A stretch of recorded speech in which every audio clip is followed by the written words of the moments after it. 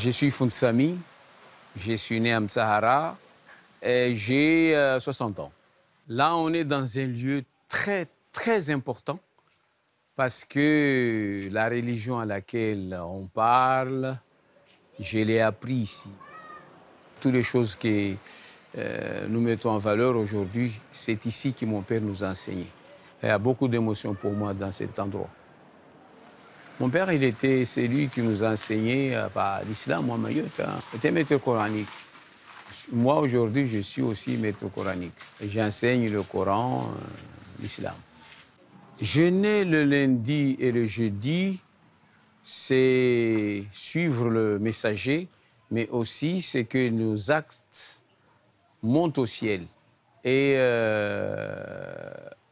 en étant de jeûne, on gagne beaucoup de hasanat, c'est-à-dire des bienfaits. Le fait qu'il m'a enseigné, j'ai compris, moi je tiens jusqu'à aujourd'hui. Je me souviens que c'est à partir à l'âge de 10 ans que j'ai commencé à jeûner. Mon père, comme il m'a enseigné, et j'ai apprécié ce qu'il m'a donné, moi, aujourd'hui, j'essaie de faire exactement comme il a fait pour moi. Salam alaikum. Subhanallah.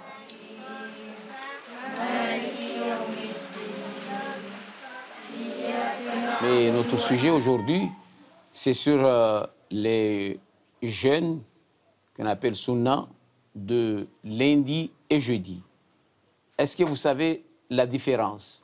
Le lundi et le jeudi, ce n'est pas obligatoire. Ceux qui sont malades et qui ne peuvent pas, ils donnent une aumône. Beaucoup de gens, ils croient que jeûner, c'est juste ne pas manger ou ne pas boire. Eh bien, il n'y a pas que ça. La première des choses de jeûner, c'est déjà ne pas dire des mauvaises choses, ne pas insulter, ne pas avoir la haine envers les gens, mais être humble envers tout le monde. On va vers le côté ange, ne pas faire du mal à personne, mais faire que du bien. C'est ça la piété.